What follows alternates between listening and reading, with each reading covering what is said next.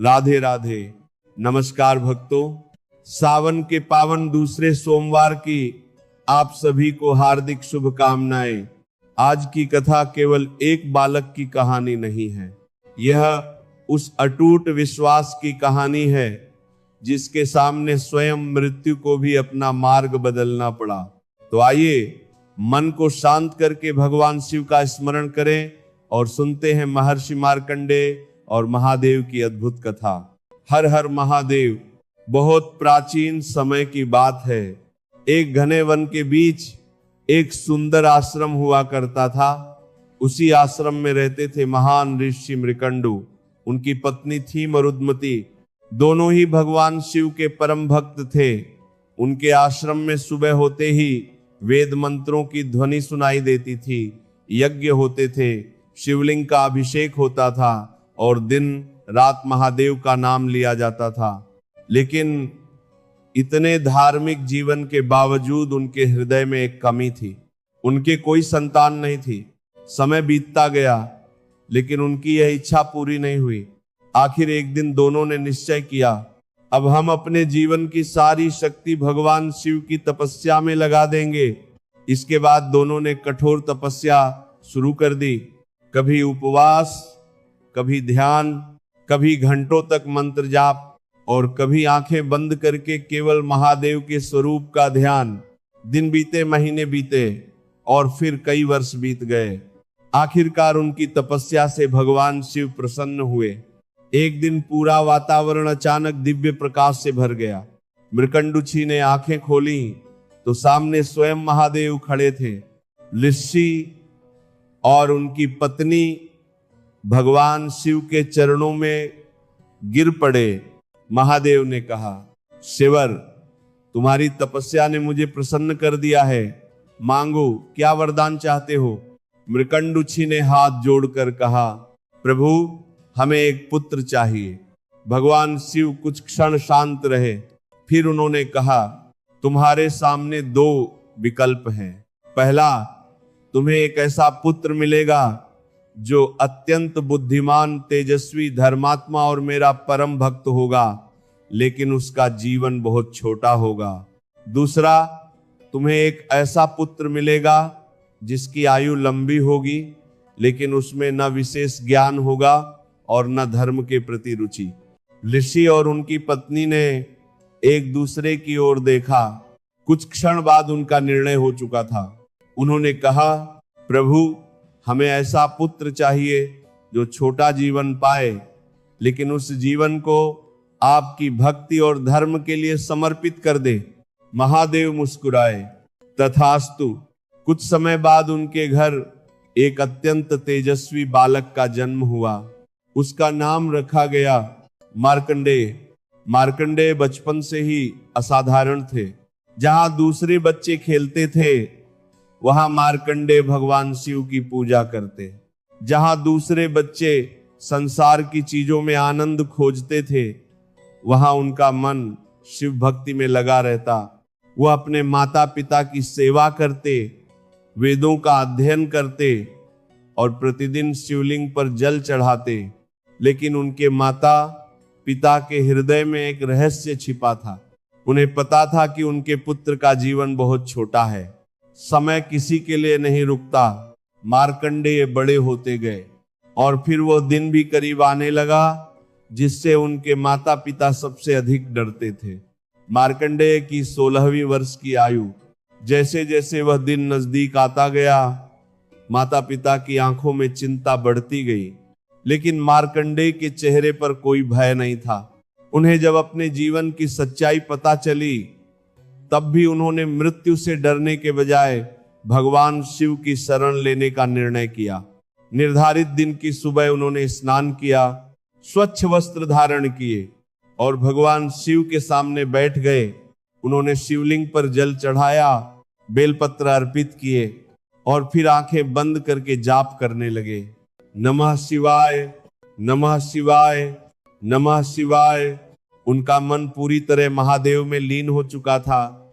उधर समय पूरा होने पर यमराज ने अपने दूतों को मार्कंडेय के प्राण लेने के लिए भेजा। लेकिन जब यमदूत आश्रम के पास पहुंचे तो उन्होंने देखा कि बालक के चारों ओर अद्भुत आध्यात्मिक तेज है। वे आगे नहीं बढ़ सके। तब यमराज स्वयं वहां पहुंचे। उन्होंने मार्कंडेय से कहा, वत्स, तुम्हारी आयु पूरी हो चुकी है, अब मेरे साथ चलो। मार्कंडेय ने आंखें खोली। उन्होंने शांत स्वर में कहा, हे यमराज, मैं अपने आराध्य भगवान शिव की पूजा कर रहा हूं।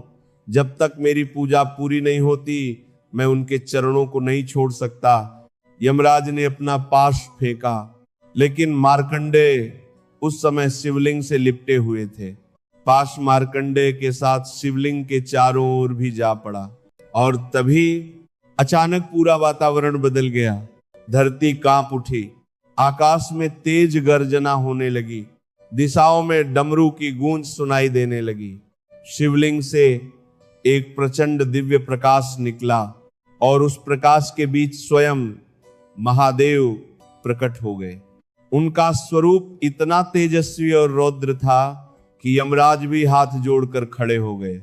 महादेव ने कहा, यम, मेरे भक्त को मेरे सामने मृत्यु का भय दिखाने का साहस कैसे किया? यमराज ने हाथ जोड़कर कहा, प्रभु, मैं केवल अपने कर्तव्य का पालन कर रहा था। लेकिन महादेव अपने भक्त की भक्ति से प्रसन्न थे। कथा की परंपरा में इसी प्रसंग को भगवान शिव के कालांतक स्वरूप से जोड़ा जाता है, अर्थात वह स्वरूप जो काल और मृत्यु के भय को भी पराजित करने वाला माना जाता है। महादेव ने मार्कंडेय की ओर देखा। उनकी आंखों में अब क्रोध नहीं बल्कि अपार करुणा थी। उन्होंने मार्कंडेय के सिर पर हाथ रखा और कहा, वत्स, तुम्हारी भक्ति ने मुझे प्रसन्न कर दिया है। तुम मेरे प्रिय भक्त हो, तुम्हें मृत्यु का भय नहीं रहेगा। मार्कंडेय ने भगवान शिव के चरणों में अपना सिर रख दिया। उनकी आंखों से आंसू बहने लगे। वो बोले, प्रभु, मुझे संसार की कोई वस्तु नहीं चाहिए, बस मेरी भक्ति हमेशा आपके चरणों में बनी रहे। महादेव मुस्कुराए। कथा के अनुसार भगवान शिव ने मार्कंडेय को दीर्घ जीवन का वर दिया और यमराज को भी अपना धर्म निभाने के लिए पुनः स्थापित किया, क्योंकि संसार का संतुलन तभी बना रह सकता है जब जीवन और मृत्यु दोनों अपना अपना धर्म निभाएं। और यही इस कथा की सबसे बड़ी सीख है। सच्ची भक्ति मृत्यु से भागना नहीं सिखाती, सच्ची भक्ति मृत्यु के भय से ऊपर उठना सिखाती है। भक्त जब पूरे विश्वास से भगवान की शरण में जाता है तब उसके भीतर एक ऐसी शक्ति पैदा होती है जो उसे सबसे कठिन परिस्थितियों में भी टूटने नहीं देती। इसी प्रसंग को याद करते हुए आज भी भगवान शिव के मृत्युंजय स्वरूप का स्मरण किया जाता है। और शिव उपासना में एक अत्यंत प्रसिद्ध वैदिक मंत्र है, त्र्यंबकं यजामहे सुगंधिम पुष्टिवर्धनम उर्वारुकमिव बंधनान मृत्युर्मुक्षीयमामृतात्। यह मंत्र वेद के 7.5912 मंत्र के रूप में मिलता है और बाद की शिव उपासना परंपराओं में अत्यंत श्रद्धा से जपा जाता है। इसका भाव है, हम 3 नेत्रों वाले भगवान शिव की उपासना करते हैं जो जीवन का पोषण करने वाले हैं। जैसे पका हुआ फल अपने बंधन से सहज रूप से अलग हो जाता है, वैसे ही हम मृत्यु और भय के बंधन से मुक्त होकर अमृत स्वरूप परम कल्याण को प्राप्त हों। भक्तों, मार्कंडेय की कथा हमें एक बहुत गहरी बात समझाती है। हम अपने जीवन की हर परिस्थिति को नियंत्रित नहीं कर सकते। हम ये तय नहीं कर सकते कि कल हमारे जीवन में क्या होगा, लेकिन हम ये जरूर तय कर सकते हैं कि कठिन समय आने पर हमारा विश्वास कितना मजबूत रहेगा। मार्कंडेय के सामने मृत्यु खड़ी थी, लेकिन उनके हृदय में भय नहीं था, क्योंकि उनका विश्वास मृत्यु से बड़ा था। और शायद यही भगवान शिव की भक्ति का सबसे सुंदर अर्थ है। जब संसार का हर सहारा छूट जाए तब भी अगर मनुष्य अपने भगवान का हाथ नहीं छोड़ता तो उसके भीतर आशा का दीपक जलता रहता है। इसलिए सावन के इस पावन सोमवार पर कुछ पल अपने मन को शांत करें, महादेव को याद करें, अपने परिवार के लिए प्रार्थना करें और पूरे विश्वास से कहें, हे महादेव, मेरे मन से भय दूर कर दीजिए, मेरे भीतर भक्ति, धैर्य और सत्य का प्रकाश बनाए रखिए। बोलिए कालांतक महादेव की जय, मृत्युंजय महादेव की जय, भोलेनाथ की जय, हर हर महादेव। अगर आपको आज की यह पावन कथा अच्छी लगी हो तो वीडियो को लाइक जरूर करें, कमेंट में श्रद्धा से लिखें नमः शिवाय। और अगर आप पहली बार हमारे चैनल पर आए हैं तो चैनल को सब्सक्राइब करके घंटी का बटन जरूर दबाएं। ऐसी ही पौराणिक कथाओं और भक्ति से जुड़ी ज्ञानवर्धक कहानियों के लिए हमारे साथ जुड़े रहिए।